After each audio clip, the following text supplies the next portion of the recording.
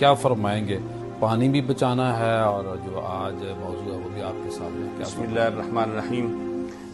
قبلہ پیر صاحب جیسے قبلہ مفتی صاحب بیان فرما رہے تھے کہ پانی ایک اللہ کی نعمت ہے، اور قرآن مجید فرقان حمید نے اسے اللہ کی نعمت کے ساتھ اللہ کی رحمت اور اللہ رب العزت نے اس کے ساتھ بہت ساری مخلوقات کی زندگی جو ہے منسلک کی ہے۔ انسان ہیں، حیوان ہیں، چرند پرند ہیں، شجرات ہیں، جتنے بھی اس دنیا میں چیزیں ہیں وہ ان کی ایک زندگی جو ہے پانی کے ساتھ منسلک ہے۔ کسی چیز کا پانی کے بغیر گزارا نہیں ہو سکتا۔ اسی لیے تو رب ذوالجلال نے فرمایا وَجَعَلْنَا مِنَ الْمَاءِ كُلَّ شَيْءٍ حَيٍّ، اور اس پانی کے استعمال میں سب سے بڑی جو چیز ہے وہ اسراف ہے۔ یہاں وافر مقدار میں ہوتا ہے، ہم اسراف کرتے ہیں۔ اسلام ہمیں اس چیز کا حکم دیتا ہے کہ کسی چیز میں اسراف نہیں ہوتا۔ صحیح۔ ان المبذرین کانوا اخوان الشیاطین، اور دوسرے مقام پر رب ذوالجلال فرماتا ہے استعمال کرنے کی چیز ہے، اللہ کی نعمت ہے، لیکن اسے طریقے سے استعمال کرنا چاہیے۔ صحیح بات۔ کلوا واشربوا ولا تسرفوا، کھاؤ پیو استعمال کرو، پانی بھی اللہ کی نعمت ہے لیکن اسے ضائع نہیں کرنا، اسراف نہ کرو، اسراف نہ کرو۔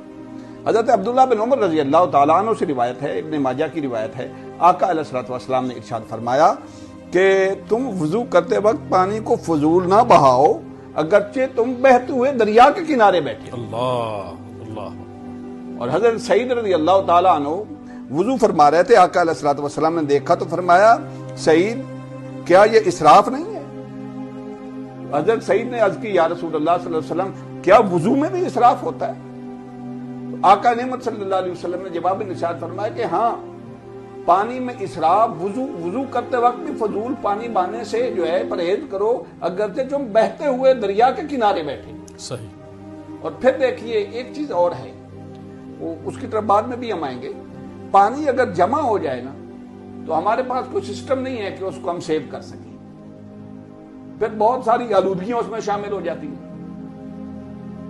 آقا علیہ الصلوۃ والسلام نے ارشاد فرمایا، مسلم شریف کی حدیث ہے، بخاری مسلم دونوں میں ہے، کہ تم میں سے کوئی شخص پانی میں پیشاب نہ کرے، کھڑے پانی میں، ٹھہرے ہوئے پانی میں پیشاب نہ کرے۔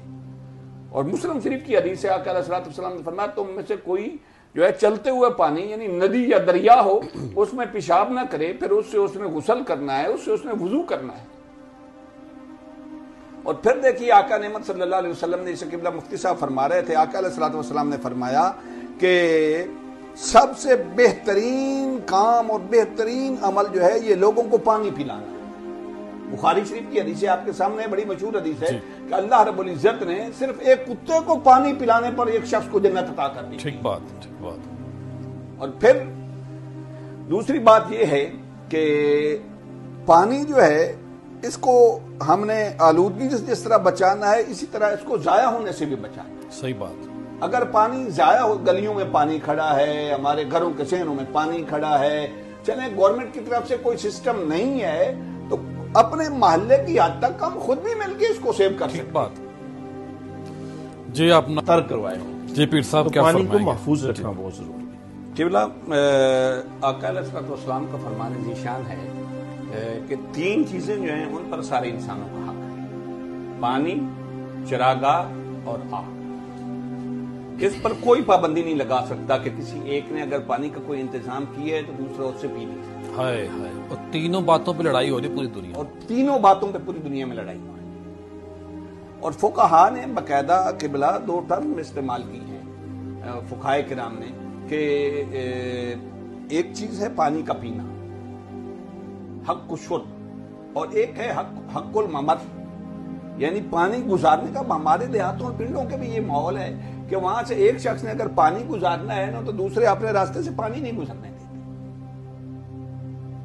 پانی ایک اللہ کی ایسی نعمت ہے۔ دیکھیں اب بارش کی بات ہو رہی تھی، آپ دریاؤں کو دیکھیں، سمندروں کو دیکھیں۔ دریاؤں میں تو فقہا کا اتفاق ہے کہ دریا کا پانی جو ہے اس سے آپ جو ہے وضو بھی کر سکتے ہیں اور دیگر ضروریات کے لیے بھی استعمال کر سکتے ہیں۔ سمندر کے لیے دیکھیں جن ممالک میں پانی نہیں ہے، جیسے آپ فرما رہے تھے، ان سے پوچھیں کہ پانی کتنی بڑی نعمت ہے۔ صحیح بات۔ سعودیہ دیکھیں، یو اے ای دیکھیں، وہ سارا سمندر پہ انہوں نے پلانٹس لگائے ہوئے ہیں، وہاں سے ہم نے شکرے بھی ہیں اصل میں، اللہ معاف فرمائے۔ سچی بات ہے۔ تو وہاں سے وہ فلٹریشن کر کے اور انہوں نے فلٹر لگائے ہوئے ہیں، پلانٹس لگائے ہوئے ہیں، اور پانی کو وہاں سے وہ لے کر پورے ملک میں استعمال کرتے ہیں۔ اور اس وہ آپ سوچیں ان کو کتنا ایکسپینسو پڑتا ہے۔ ہمیں تو پانی جو ہے بیش بہا یہاں جو ہے حاصل بھی ہے، اور جیسے ماحول ہے دیکھیں اب برسات کا پانی ہمارا یہ حال ہے ملکی لیول پہ، اگر برسات کا موسم آ جائے تو پانی ہم سے سیو نہیں ہوتا، اور اگر برسات کا موسم چلا جائے تو ہمیں پانی ملتا نہیں۔ دبئی کے اندر جو شروع میں درخت لگایا گیا ہے وہ پاکستان سے درخت گئے اور پاکستان سے مٹی گئی، صحیح بات، یعنی کتنے حالات مشکل تھے۔ جی عرفات شریف میں بھی ایسے ہی، عرفات میں بھی پاکستان سے درخت جا کے لگے۔ تو میں عرض کر رہا تھا ہمارا ملک جو ہے ایک زرخیز ملک ہے، زرعی ملک ہے، یہاں زراعت کے لیے ہمیں پانی کی بہت زیادہ ضرورت ہے۔ شریعت نے تو یہاں تک جو ہے وہ حکم دیا ہے کہ اگر آپ کا زرعی رقبہ ہے اور اس کو آپ پانی سے جو ہے سیراب کرتے ہیں تو اس کو بھی پانی اوور نہ کریں، اتنا نہ سیراب کریں جتنی زمین کو ضرورت نہیں ہے، اس کو پانی سیو کریں اس کا۔ اور پھر دیکھیے، اور یہ اب ہو رہا ہے سولر سسٹم کے ذریعے سولر کہ سسٹم، ہم اس کو آن کر کے بھول جاتے ہیں اور پانی زمین سے ختم ہو سکتا ہے دوسری بات دیکھیے، کہ اس کو بل کی فکر نہیں ہوتی۔ دوسری بات دیکھیے، ایک چیز اور بہت ضروری ہے، ہم نے پانی کو گندا ہونے سے، آلودہ ہونے سے بچانا ہے۔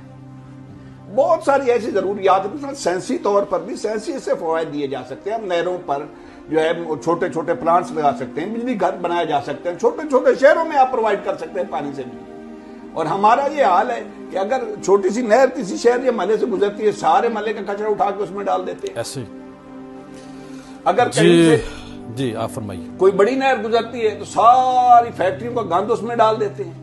اب بھائی اس پانی کو جانوروں نے بھی استعمال کرنا ہے، وہ پانی زراعت کے لیے بھی مضر ہے، جانور تو چھوڑے زراعت کے لیے بھی، زمین کے لیے بھی مضر ہے۔ صحیح۔